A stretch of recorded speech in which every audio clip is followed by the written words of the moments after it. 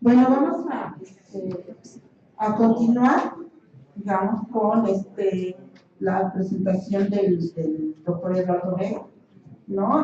De la Facultad de Economía de la UNAM, ¿no? La ponencia es potencial y problemática de los instrumentos económicos para prevenir y mitigar y restaurar los impactos ambientales en México.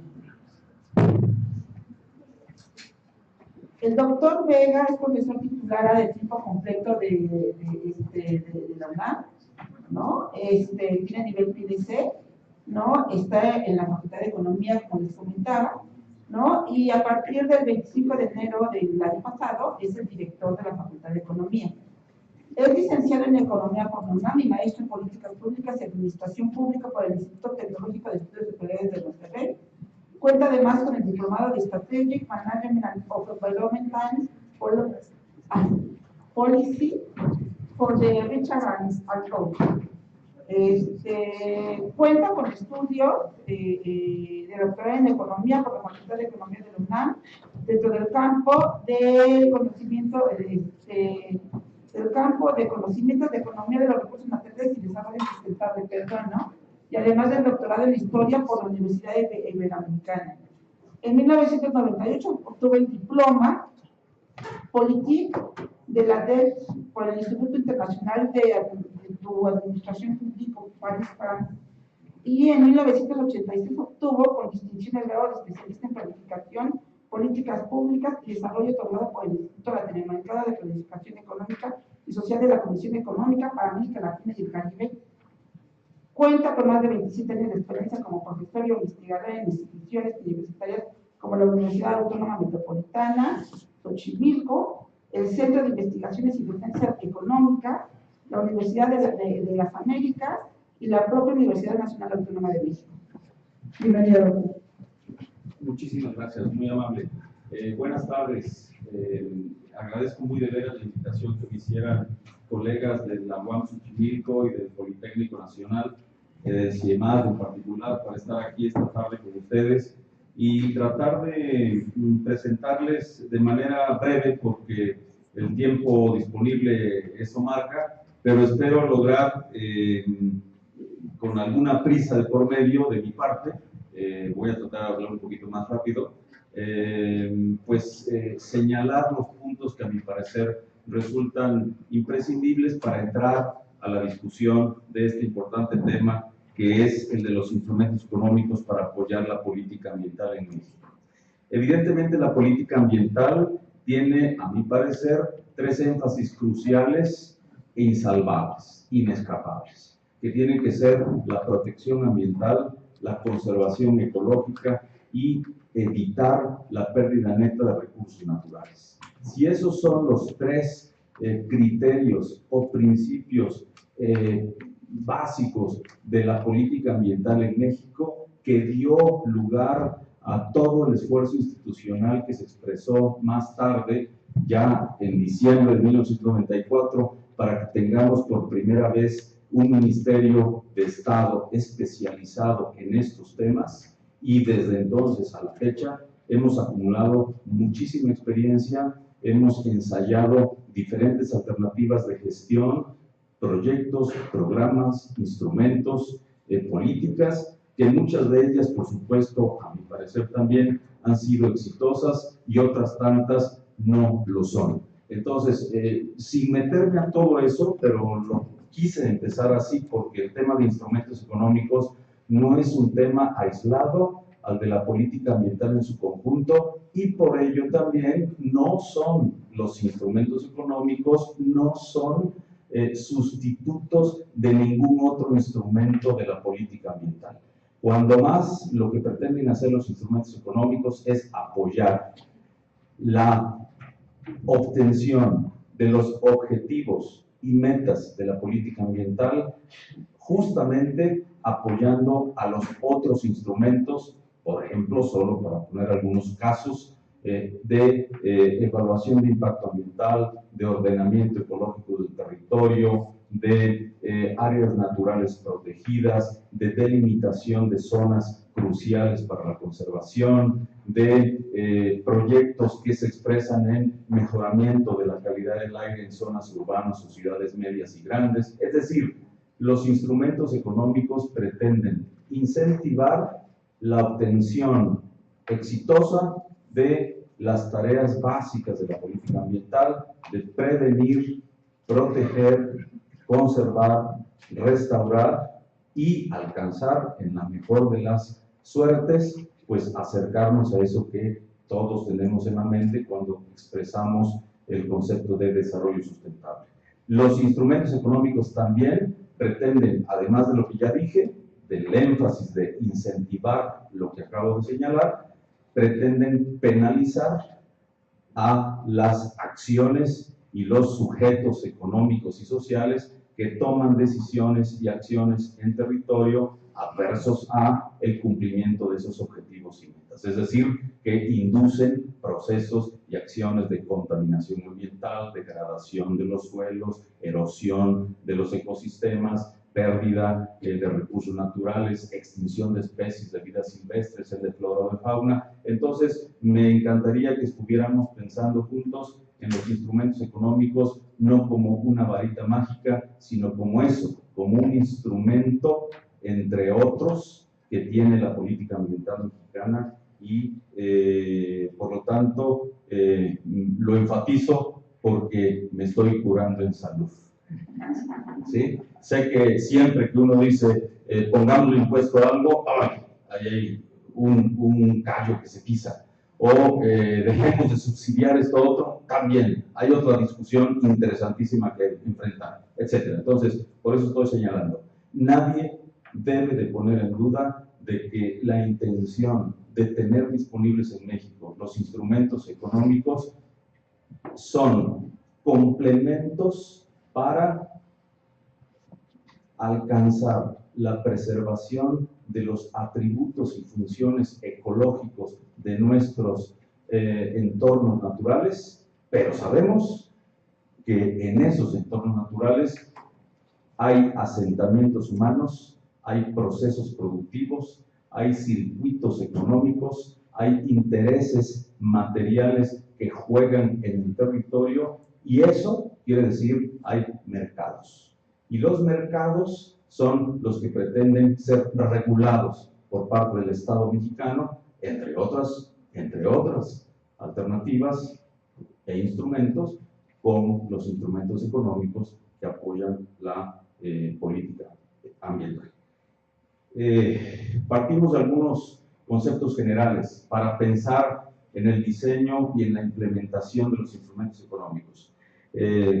Me parece obligado, al menos a mí, decir que, por supuesto, que los mercados, los que conocemos todos, ¿sí? Los mercados de la vida diaria, no asignan de manera eficiente los recursos, los bienes, los servicios de que disponemos, y por lo tanto el sistema de precios, que es un mecanismo crucial, consustancial de los mercados, tampoco es un referente que necesariamente induzca per se las mejores opciones ambientales y ecológicas para la utilización de los atributos y funciones naturales del territorio. Por lo tanto, el Estado mexicano tiene que intervenir los mercados, tiene que intervenir las decisiones, tiene que intervenir las acciones de estos actores económicos en el territorio, y a eso los economistas en jerga técnica, pero no voy a usar mucho de eso, no se preocupen, le llamamos pues internalizar las externalidades negativas, que queremos decir que pongamos de relieve en el cálculo económico de todos los actores productivos y de consumo, pongamos de relieve los costos ambientales que implica cada una de las acciones y decisiones que tomamos cada día. Bueno, pasamos a la siguiente. Mil gracias, muy amable.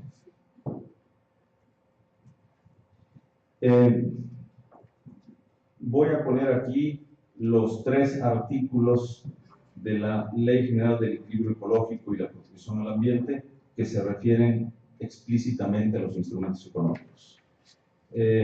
No los voy a leer, pero me van a servir de base y fundamento jurídico para discutir cuánto hemos avanzado en México o no, y incluso hacer algunos señalamientos críticos de cuando se han puesto en vigor algunos de estos instrumentos. Entonces, por supuesto que es un derecho constitucional que tenemos todos los mexicanos, como allí se refiere en el artículo 4 de la Constitución Política de los Estados Unidos Mexicanos, tener un medio ambiente sano. ¿Eso cómo se expresa? Se expresa en la ley reglamentaria de la Constitución, que conocemos como Ley General de Equilibrio Ecológico y la Protección al Ambiente, y en la sección 3ª, capítulo 4, se refieren los instrumentos económicos.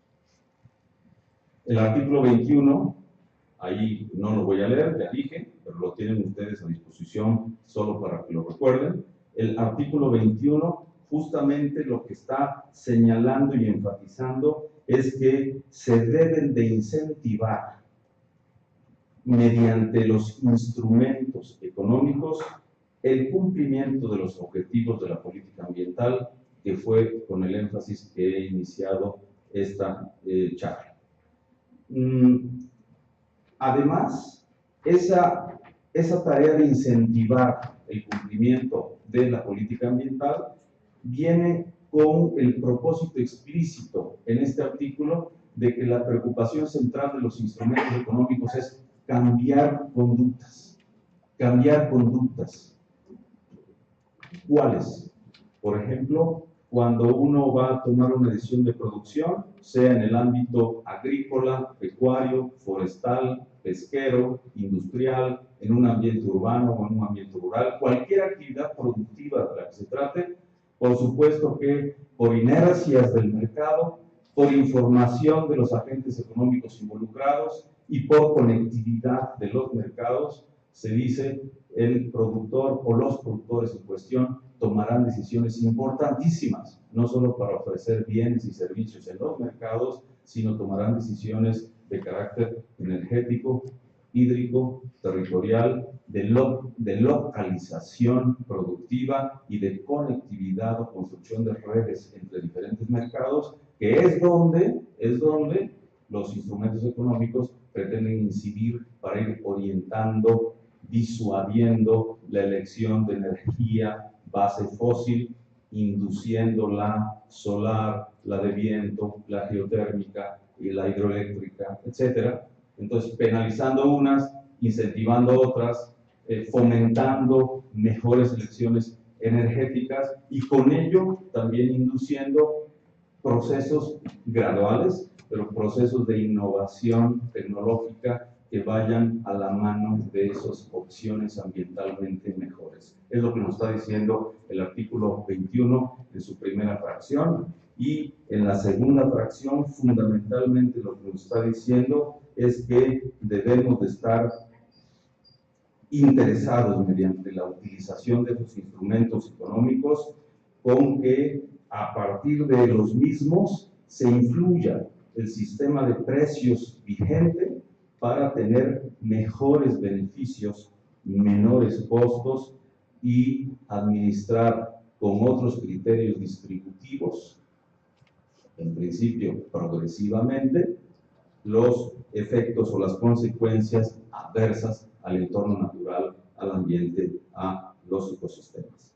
En la fracción tercera de ese mismo artículo 21, lo que se nos está diciendo es poner el énfasis en estos instrumentos económicos como incentivos. La discusión de economía, el vínculo entre economía y ecología, economía y conservación, economía y restauración, economía y cualquier otro tema ambiental, justamente discutes de manera central cómo debemos de pasar de los incentivos perversos, ¿sí?, a incentivos que propendan hacia mejores procesos productivos y de consumo para, como se señala en esa fracción tercera, preservar o restaurar el equilibrio ecológico.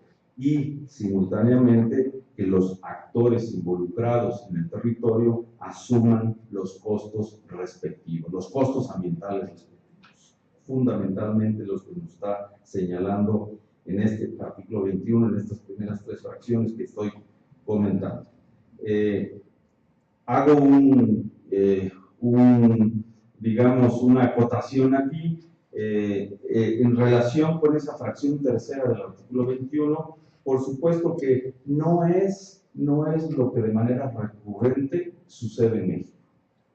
No es recurrentemente. Sin embargo, sí hay ejemplos que se pueden poner, y espero irlos poniendo en el transcurso de los minutos que me quedan, para que veamos que este asunto de los instrumentos económicos para apoyar la política ambiental, si bien es cierto que es un tema con claroscuros, los claros no hay que dejarlos de reconocer porque son, digamos, importantes avances para continuar en la convicción de que son útiles y en algunos casos eficaces esos instrumentos económicos. Dije en algunos casos. Los incentivos, por ejemplo, para la reforestación, ¿no? Yo recuerdo que en el gobierno del todavía entonces Distrito Federal, hace ya algunos ayeres, había un programa en vigor que mediante el incentivo a la reforestación de dar un peso, estoy hablando de 98, o sea, un peso todavía vale un poquitito más que entonces, pero que ahora. Pero bueno, un peso por árbol en pie y sano, un año después de la reforestación en el suelo de conservación de la Ciudad de México, y no era necesariamente poco, porque como sabemos la cobertura forestal de la ciudad es básicamente pues bosques templados, fundamentalmente pino-encino, encino-pino, alguna combinación con otras especies, pero fundamentalmente son bosques templados. Entonces aquí el ingeniero forestal me podrá corregir, por supuesto, pero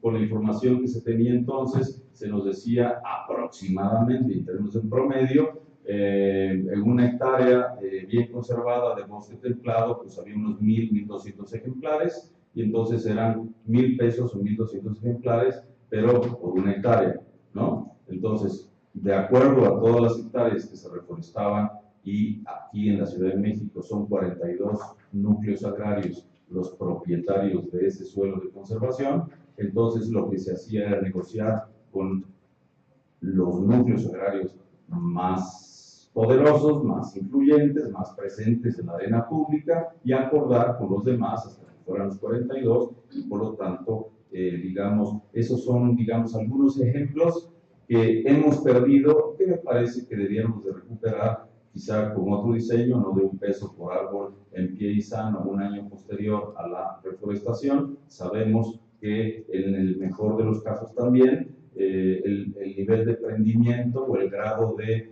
sobrevivencia a la reforestación es de un 50%, generalmente es menos. Entonces sabemos de lo que estamos hablando en términos de recursos monetarios y de capacidad y de eficacia de los procesos de reforestación. En las fracciones, digamos, cuarta y quinta de ese artículo 21, por supuesto que se expresa muy bien lo relacionado con la distribución de costos y beneficios asociados a los objetivos de la política ambiental. Entonces, los instrumentos económicos no solo persiguen ese, digamos, el rasgo que no cumplen los mercados, el tema de la eficiencia en la mejor asignación de recursos o la eficiencia en el mejor logro de producción con los recursos productivos involucrados, sino también el tema de la distribución o el énfasis distributivo de los costos y beneficios ambientales. El artículo 22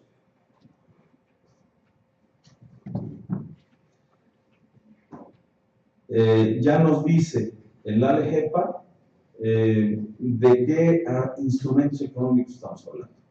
Y se diseñan aquí Me da mucho gusto que en esta mesa, además de compartirla con Samuel García, lo esté haciendo con Carlos Muñoz y con Enrique Provencio, porque ellos conmigo recordarán que allá por la mitad de los años 90 se dio la modificación de esta LEGEPA para incorporar explícitamente este tipo de señalamientos precisos de instrumentos económicos, y junto con ellos y otros colegas, Francisco Pinero de los Ríos, Juan Carlos de los Trigoite y otros más, incluso con él entonces, para la fortuna de todos nosotros, la presencia inteligente siempre de don Víctor Urquidi, creamos un grupo para discutir, bueno, cómo plasmamos todo lo que los economistas decimos de incentivos, instrumentos, apoyar la política ambiental en un cuerpo jurídico, y lo mejor que se pudo lograr fue esta diferenciación de tres énfasis: instrumentos económicos de carácter fiscal, financiero y de mercado.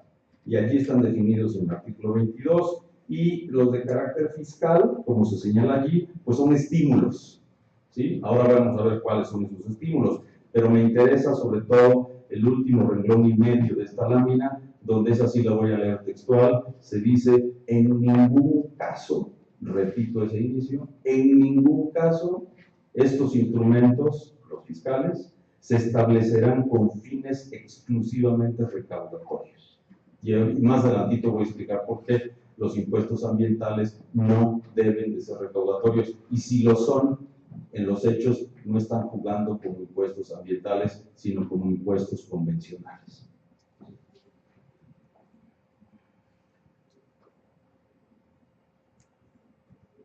A ver, me voy,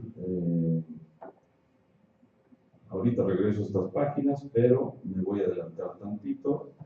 Aquí.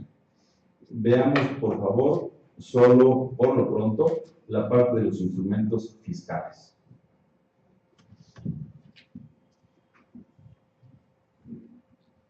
Ahí son varios de los que, a mi parecer, se han discutido, se han puesto en vigor y están presentes en la discusión mexicana relacionado con este tema. No voy a aludir ahorita al presupuesto de ingresos de la Federación, porque esa es, digamos, una ley que cada año se hace, motivada por otras razones y no estrictamente por las ambientales, pero podríamos regresar para ver cuáles son los rubros de gasto ambiental expresados en el ramo 16 de la Federación, de esa ley, de ese presupuesto. Pero voy a los instrumentos fiscales, más bien a los subsidios, ¿sí? Los subsidios en México son importantísimos para lograr ese incentivo que propenda al logro de los objetivos de la política ambiental, porque la mayor parte, si no que todos, los programas ambientales, señaladamente los forestales, están fondeados con subsidios.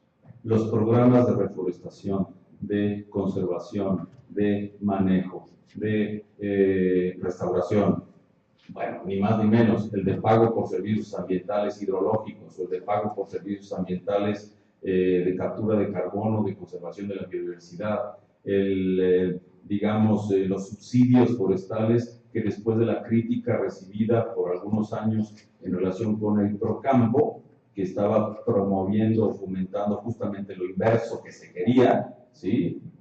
Debido a que la exigencia era todos los propietarios rurales que sus predios no estén cultivados, no recibirán el subsidio de Procampo. Entonces se removía bosque, se cultivaban los cultivos previstos en el subsidio y entonces se deforestaban. Pero más allá de esas críticas que se corrigió y entonces se diseñó el Procampo forestal para justamente subsidiar el uso y mantenimiento de los predios forestales como bosques. Entonces ya puse algunos ejemplos: pago por servicios ambientales hidrológicos, captura de carbono, conservación de la biodiversidad, reforestación, conservación, manejo, etc. Todos esos programas importantísimos, ¿sí? Lo que nos acaba de referir Samuel, CONAFOR trabaja, CONAFOR, por ejemplo, recibe más o menos, ahí me corriges por favor, pero seguramente trae una cifra desactualizada, pero más o menos entre el 12 y el 14% del presupuesto del ramo 16, y de eso buena parte es para fondear los programas forestales, por supuesto, que tienen el énfasis en la conservación, restauración y protección mediante subsidios fiscales. El otro énfasis de esta lista que traigo aquí, no nos va a dar tiempo a ver todas, pero voy a hacer un énfasis aquí un poquito más polémico tal vez que los ejemplos anteriores.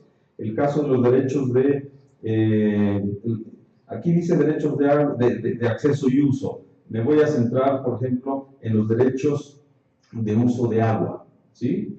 Cuando se modificaron las normas oficiales mexicanas, que había ahorita también, Enrique o Carlos me recordarán o corregirán, pero yo recuerdo que eran 44 o 46 normas oficiales mexicanas vigentes hacia la mitad de los 90, y después de una discusión muy importante entre la Semarnat, el entonces INE y Conagua, se decidió que pasáramos de ese esquema de final de proceso a final de tubo, en donde cada sector productivo importante tenía su norma oficial mexicana de descarga y de uso, y entonces así teníamos límites máximos permisibles de descarga de aguas del sector minero, o lo mismo pero de los ingenios azucareros, teníamos 44 o 46.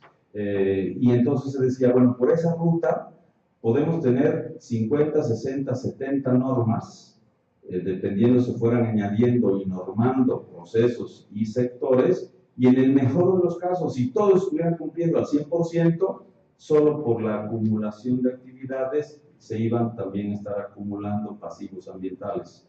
Entonces se dijo, bueno, ¿para qué queremos el agua? Parece una pregunta hiperbásica, pero ¿para qué queremos el agua? No es una convocatoria a responderla de manera ilustrada ex ante, no, sino con las estadísticas en la mano. Es decir, como decimos los economistas, como preferencia revelada. O sea, ¿cuál es lo que nos dice la realidad que es para lo que queremos el agua? Y realmente las respuestas fueron, la queremos en México para riego agrícola, la queremos en México para abastecimiento público, es decir, suministro suministro doméstico de agua potable y suministro urbano de agua. Y en tercer lugar, como éramos en ese momento autoridad pública ambiental, pues ni más ni menos que sí estábamos más que dispuestos a poner como una tercera norma, pues el uso del agua como caudal ecológico y por lo tanto como agua para la preservación de la vida acuática.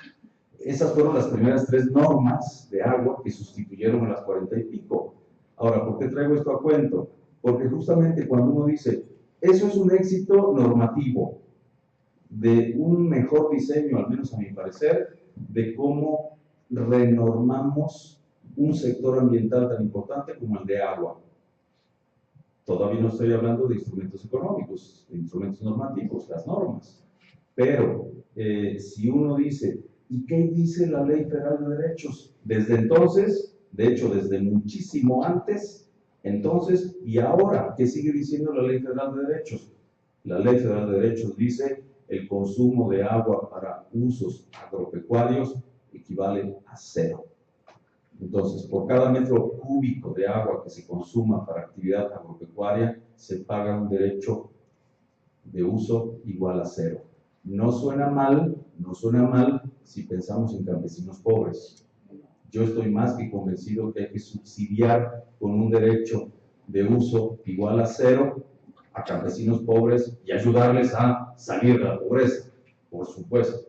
Pero no estoy tan confiado de que sea la mejor decisión como instrumento económico. Estoy diciendo que ese derecho sea igual a 0 para agricultores comerciales prósperos cuyo mercado preferentemente es de exportación.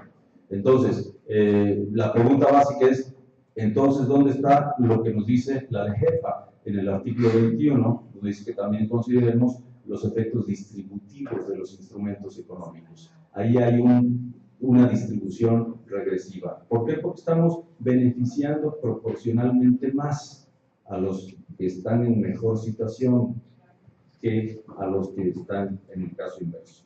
El otro caso que quiero traer aquí, pues es justamente para no tomar mucho tiempo. Me puse aquí el reloj y ni siquiera lo estoy viendo. Tú me dices, por favor, ¿cuánto tiempo me queda? Como 5. Okay. Muy bien, entonces acelero la cosa. Me paso directamente a los impuestos ambientales. ¿Sí? Los impuestos ambientales, ¿sí? Que ya dijimos, la intención de los impuestos ambientales, como allí se dice, no es recaudar, ¿sí? Si vemos allí en las ventajas que dice esa laminita, una de las ventajas de estos impuestos ambientales es que identifican con absoluta claridad a qué producto van a gravar, a qué proceso van a tributar o a qué mercado específico se va a gravar. Es decir, se trata de identificar el producto o el proceso que va a estar bajo grabación con énfasis ambiental. Segunda ventaja, utiliza el principio del que contamina paga, ¿sí?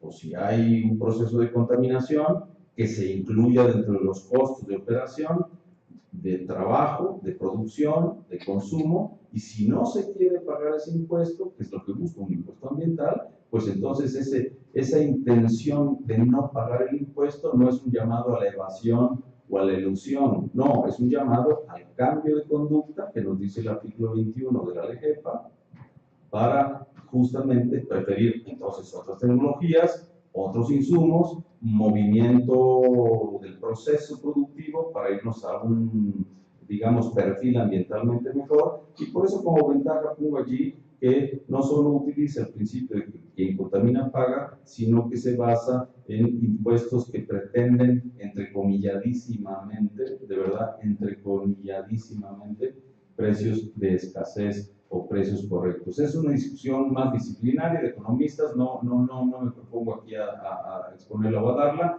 pero lo único que quiero señalar es que se pretenden internalizar esas externalidades negativas. Tercera ventaja, hay una compulsión explícita con un impuesto ambiental del interés privado en favor del interés público. Y última ventaja, hay una transparencia y universalidad en el instrumento. Toda la población se entera de la existencia del mismo y se discutirá sus impactos redistributivos, si es que los tiene. Y si no los tiene, también se discutirá y se valora en el instrumento. Las cautelas, vamos por favor mejor a la eficacia, a la última columna. La eficacia esperada de un impuesto ambiental es modificar las decisiones y las conductas de consumidores, productores y en general inversionistas. El segundo punto que dice allí, la mejor eficiencia y eficacia de un impuesto ambiental es que su recaudación sea igual a cero en el largo plazo, mediante la mezcla tributaria en el corto plazo. Es decir, por supuesto que nadie quiere que desde el primer día que entre en vigor ya todo el mundo nos portamos ambientalmente bien y con el propósito de no pagar impuestos, pues ya cambiamos nuestras conductas de consumo, de producción, de elección tecnológica, energética, etcétera, pero gradualmente nos vamos a ir moviendo, es la pretensión de un impuesto ambiental, nos vamos a ir moviendo para no pagar ese impuesto. Por eso la recaudación en el largo plazo es cero. Aunque sean ingresos públicos no etiquetables, como cualquier otro impuesto, en México la ley prohíbe la etiquetación de impuestos, se esperaría un mayor fondeo de rubros del presupuesto de ingresos de la Federación que no rivalicen con esta consideración. Las cautelas. Me voy más rápido porque me queda poco tiempo. Es más, ustedes por favor leanlas ahí, creo que no viene mucho a cuento señalar puntualmente esas cautelas. Las principales son las primeras dos. Hay una discusión de su potencial influencia en un repunte inflacionario o no. Eso depende de qué producto, de qué proceso estemos tributando y en qué grado. Y dos, la posible erosión tributaria, ¿sí? ¿Por qué digo esto? Porque en principio, como ustedes ven, un impuesto ambiental no grava al capital fijo, al capital financiero, al activo existente como capital, tampoco a los ingresos que derivan de ese uso productivo del capital. Me refiero, no gravan las ganancias o los intereses no graban tampoco los ingresos de los trabajadores, los salarios, los sueldos. Es un impuesto al producto que contamina, al proceso que degrada, etc. Entonces, los impuestos ambientales en México que se han definido han sido los plaguicidas y el carbono. ¿Sí? El carbono que está vigente. Se discutió muchísimo en México el impuesto a las gasolinas. Y el impuesto a las gasolinas, no, aunque no es, es una discusión muy importante, muy interesante, pero se decidió no ir con los impuestos, porque entonces sí viene a cuento el tercer puntito que está como cautela, que la elasticidad precio y la demanda de gasolinas es inelástica. Es decir, por más que aumentemos, incluso manteniendo el precio, si aumentamos mucho el impuesto, encarecemos en los hechos las gasolinas. Si no hay un sustituto de las gasolinas, vamos a seguir comprando lo que sea hipercara, y lo que nos va a pasar con nuestros ingresos es que vamos a destinar nuestros ingresos cada vez más a la compra de gasolinas, y entonces vamos a redistribuir a la baja nuestro consumo de los otros bienes y los otros servicios, porque no hay sustitutos. Si los hubiera, es decir, si no estuviéramos en un perfil tecnológico y energético basado en la energía fósil, basado en el automóvil y los automotores preferentemente bajo gasolina y diésel, sino que si aceleráramos el paso hacia energía fotovoltaica y celda de hidrógeno, eléctricos, etcétera, basados en otra energía diferente a la fósil, entonces sí que ese impuesto hubiera sido viable, o sería hoy viable.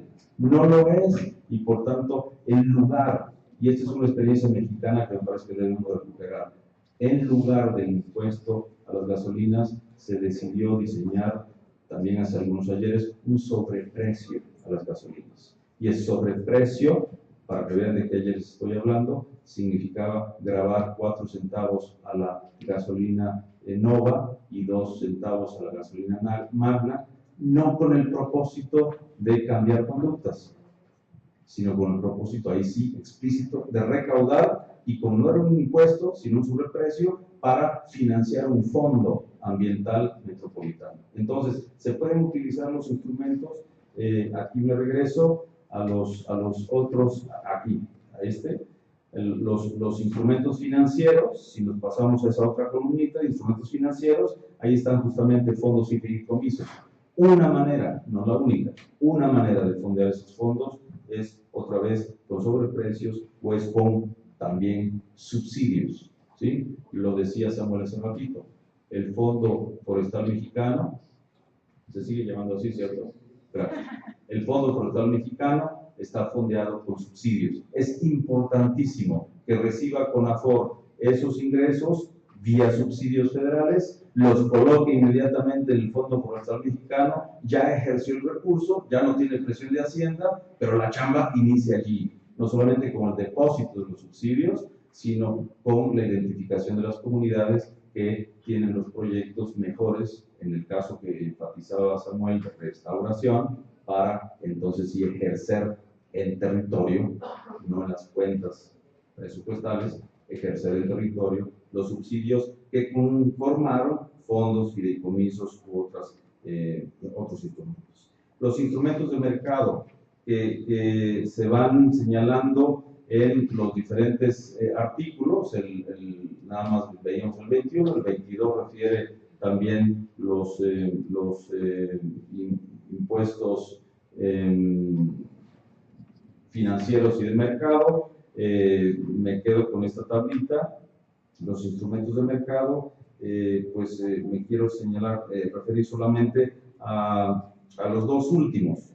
Regulación de mercados, por ejemplo, las UMAS, hasta hace relativamente poco tiempo, ahí sí serán, según recuerdo, hace unos 4 o 5 años atrás, tal vez 5 años, empezaron a tener asignación presupuestal. Pero antes, es decir, unos 15 o 16 años antes, las UMAS, estas unidades de manejo y conservación de vida silvestre, funcionaron sin presupuesto. Es decir, solo con el presupuesto de la Dirección General de Vida Silvestre, y algunas delegaciones de Semarnat, en donde estaban prosperando las sumas, pero en realidad sin asignación presupuestal explícita, el instrumento económico que funcionó muy bien fue el de la regulación de los mercados, que no es otra cosa más que identificar la demanda de bienes o servicios ambientales, identificar los orígenes posibles de los oferentes, y de ahí tenemos no solamente venadarios, cocodrilarios, iguanarios, mariposarios, aviarios, etcétera, sino que tenemos entonces ingresos frescos para comunidades en el sur-sureste de México o para ganaderos privados en el norte del país, en donde en lugar de deforestar o cambiar el uso del suelo, pues forman mercados ambientales con esta reglamentación, esta conformación, esta creación deliberada de mercados ex ante o desde el inicio ambientales. Cierro diciendo o aludiendo a los permisos. Cierro esto. Los permisos, podemos poner el ejemplo de dos casos, rapidísimo. Uno, el permiso asociado a la norma 085 para reducir las emisiones de dióxido de azufre, que pretendía conformar un mercado de bonos, la verdad es que ese ejercicio, que es a mi parecer también muy valioso dentro de esta experiencia mexicana de instrumentos económicos, tenía las ventajas que allí se refiere. El objetivo ambiental también se determina mediante un proceso de concertación entre los individuos y empresas directamente vinculadas a esa emisión de dióxido de azufre. Se fija un precio, otra vez muy entrecomillado, un precio ambientalmente ajustado, mejor que correcto, un precio ambientalmente ajustado que exhibe la externalidad que se pretende internalizar y el uso del medio ambiente dentro de los límites máximos permisibles de emisiones de carga de residuos o desarrollo preestablecidos. Esto de preestablecer, ya sea cuencas hidrográficas, pero en este caso que estoy refiriendo cuencas atmosféricas, era lo de establecer una cuenca atmosférica es cuáles son los niveles máximos de emisión al nivel máximo de actividad, y eso proyectarlo más o menos en forma lineal en el tiempo, y entonces ver si va así la tendencia inercial de producción y emisiones en esa zona, en esa cuenca atmosférica delimitada ex ante, pues entonces el número de toneladas emitidas hoy y que se emitirán mañana debe de tasarse, ¿sí? Debe de tasarse para empezar a crear un mercado de bonos. Eso que se pretende, que se supone que sucede, es que los que están cumpliendo, sobrecumpliendo la normatividad vigente, en este caso de emisión de dióxido de azufre, pues son los oferentes de bonos, mientras los que están incumpliendo la norma no se les penaliza, no se les cierra, no se les castiga, no se les reprime, no se les exhibe como los ambientalmente muy mal portados, sino se les da un periodo preestablecido de 5 o 7 años para que hagan el cambio tecnológico, el cambio energético, el cambio de procesos. Bueno, entonces, termino ahora sí señalando que los impuestos los instrumentos sean fiscales, financieros o de mercado. En México tenemos realmente, a mi parecer, mucha experiencia acumulada. No obstante, para ser absolutamente franco, ya dije, es una experiencia con claroscuros, y lo exhibo como que los impuestos vigentes hoy no están funcionando, me refiero a los impuestos ambientales, no están funcionando sino como impuestos convencionales, no como impuestos ambientales, y los permisos, digamos, estos comerciables, solo existe en el caso de borrego cimarrón, ¿sí? Que es de aprovechamiento cinegético, eso sigue permaneciendo y ha sido muy exitoso ese caso, pero no en otras actividades.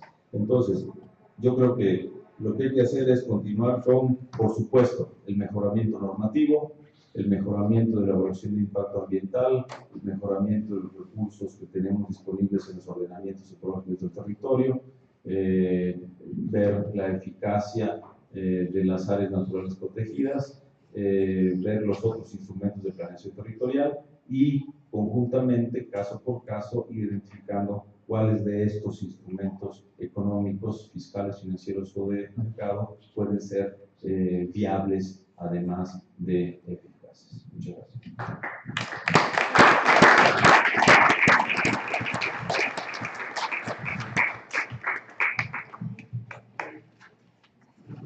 Bueno, a ver, tenemos tiempo para 2 preguntas. ¿No? Bueno, 3. Bueno, 3. Es que si no nos van a correr. Bueno, empezamos con la primera. Vamos, igual, hacemos la misma dinámica para que vayan 3 o 3 y medio. Y que nos conteste el doctor Aldeja, ¿no? Para eso, 5 minutos de receso y nos regresamos. Sí, a ver, ¿quién empieza?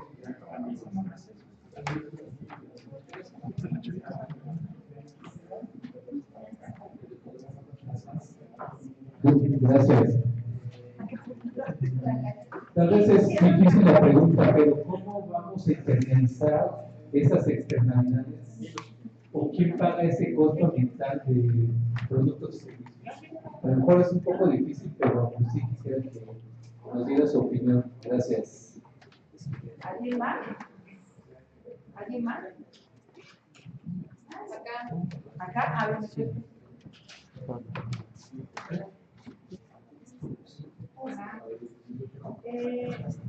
Se hizo mención acerca de los derechos del uso, pero explícitamente me quiero referir al impuesto que sí se concedió para los plaguicidas. En este caso, se mencionó que es para los usuarios, no para los productores. Sin embargo, creo que un golpe, ¿no? Un golpe bajo a los campesinos. Muchos de ellos se quejaron. De hecho, todavía no estaba esto ya claro. Y en la semana me tocó ver gente campesina que iba y quería explicaciones. En este caso, ¿cómo lo aclaran? ¿Cómo lo explican?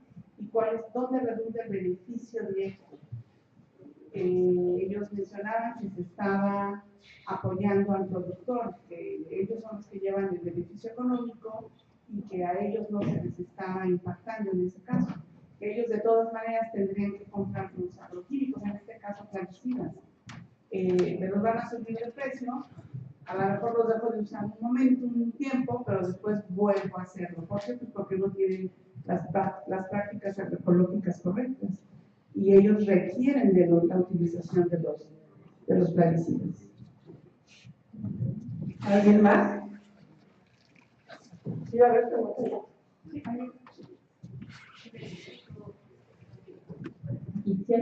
Es el impuesto contra las tecnologías y las nuevas tecnologías. Antes de pensar en la posibilidad de tener este tipo de incentivos, había que reflexionar sobre los impactos de las tecnologías, celdas de combustible. Las fuel cells representan un problema serio, las mismas celdas fotovoltaicas al sistema eléctrico.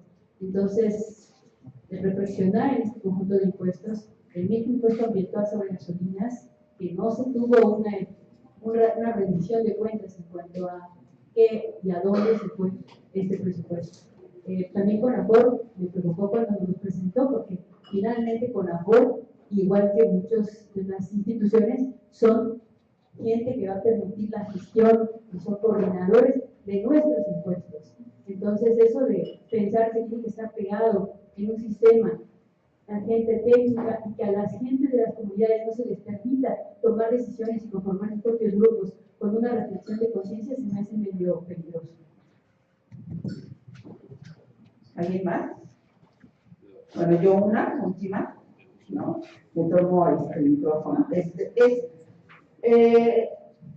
Me parece muy interesante y es realmente importante los instrumentos, digamos, que se han dado y que tienen mucho potencial en el país, que varios de ellos se aprobaron.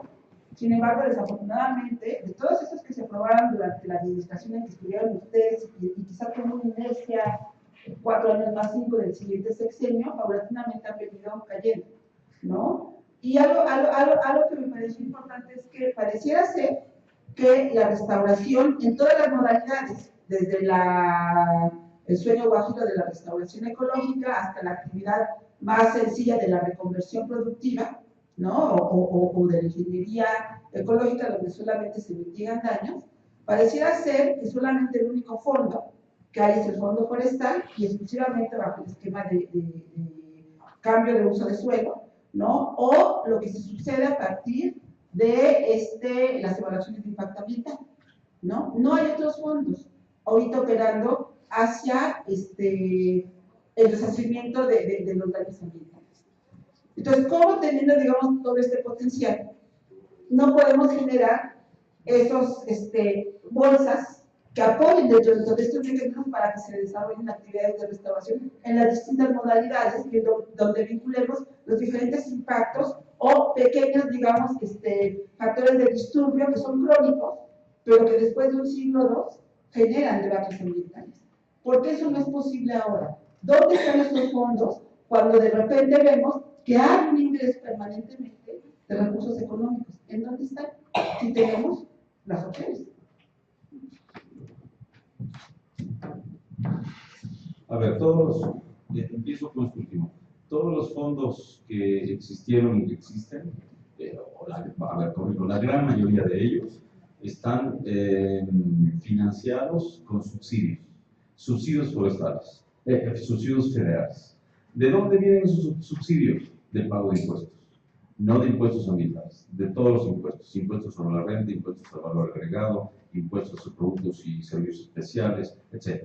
Todos los impuestos que son impuestos convencionales es una de las rutas importantes que tiene el Estado mexicano para fondear posteriormente el presupuesto. Cuando se asigna el presupuesto al ramo 16, Semarnat y todas sus comisiones, institutos, Profepa y subsecretarías, y se diseñan estos fondos o fideicomisos, en el caso que se pone usted los forestales, estamos hablando de financiamiento mediante subsidios. Eso no nos parece mal a la mayor parte de los ciudadanos, porque suponemos que pues, eso es parte del presupuesto, pero vienen los impuestos, ¿sí? No nos gustan mucho los impuestos ambientales, porque entonces emergen estas discusiones, que son muy atendibles además, ¿no? Que algunos que se ven obligados a pagarlos declaran los efectos regresivos del instrumento, ¿sí? Pero, a ver, si uno se preocupa no solamente por el cambio de conducta, de uso en este caso específico de las plaguicidas, ¿no? Sino de cuáles son los efectos distributivos, en efecto, o sea, si son regresivos o no, por supuesto que es un gran tema. No es un tema de que haya esquivarle el hombro, sino si tienen efectos regresivos, el impuesto debiera ser rediseñado. Ahora, lo que estoy señalando yo es que cuando uno dice no queremos más contaminación de suelos, lagunas costeras, ríos con agroquímicos, que se haga, bueno, una manera de hacerlo, por supuesto, son las normas, ¿no? Eso tampoco nos disgusta tanto, pero son normas para cumplirse. Y las normas también preferentemente inducen otras formas de producción, otras selecciones técnicas y tecnológicas, otros insumos, pero cuando no se cumplen y se dice, no para sustituir la norma, en este caso de normas de residuos peligrosos, sino para que se cumpla de mejor manera, discutamos la viabilidad del impuesto de plaguicidas y se pone en vigor, entonces ciertamente los directamente que son usuarios de los plaguicidas exigen que se desaparezca ese instrumento.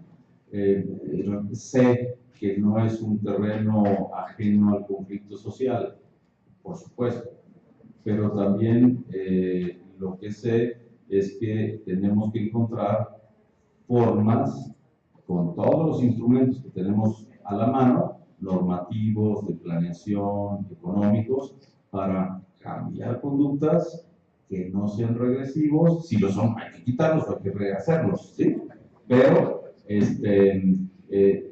y entonces, Porque si no de verdad queremos mejor ambiente, menor degradación, que no perdamos recursos, que no haya extinciones, nadie quiere que se nos extinga la vaquita marina, y lo dejamos a que pues, la cultura ambiental prospere y las mejores prácticas de producción también. Lo que se supone que debieran ayudarnos los instrumentos económicos es para hacerlo en menor tiempo y con menos costos.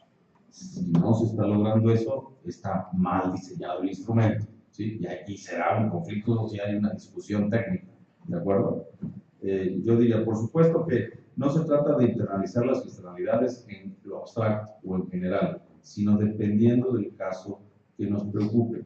Si es calidad del aire en ciudades, pues ya sabemos de qué estamos hablando, y hasta ahorita son más bien instrumentos normativos. Tenemos programas de verificación vehicular y programas de monitoreo atmosférico y programas de contingencia en eventos extremos, etc. ¿Sí? Sin embargo, también tiene, por supuesto, su connotación económica. Para pasar la verificación y tener el automóvil en buen estado y en buen funcionamiento para que pase la prueba de los gases emitidos. La discusión de fondo en este tema que estoy señalando ahorita no es solo hacer cada vez más exigente la normatividad vigente en términos de calidad del aire, que hay que hacerlo, pero no solo. ¿Por qué? Porque si no, nos estamos exclusivamente centrando en que no hay alternativas de transporte ni de movilidad. Lo que hay que hacer es transitar hacia lo que ya todo el mundo estamos pensando ahorita: transporte público, seguro, ambientalmente adecuado, metro, metrobús y otras formas de movilidad y transportación en ciudades tan densamente pobladas y conurbadas como esta. Si eso lo impiden los mercados, por eso empecé con ese tema, eso lo impiden personas de carne y hueso, que toman decisiones en mercados. ¿Cuál es? El automotriz, el petrolero, el gasero, el etcétera. O sea, de eso estamos hablando, de mercados que tienen intereses explícitamente exhibidos en la vida diaria. Entonces, un impuesto no lo va, ya dije, no es una varita mágica. Pero ¿quién paga los impuestos? Depende. En este caso, los plaguicidas, los usuarios directos de los mismos, ¿sí? En el caso de el impuesto a la gasolina nunca existió, ¿no? Pero en el caso del sobreprecio, los usuarios de gasolina, ¿sí? Los consumidores de gasolina, ¿sí?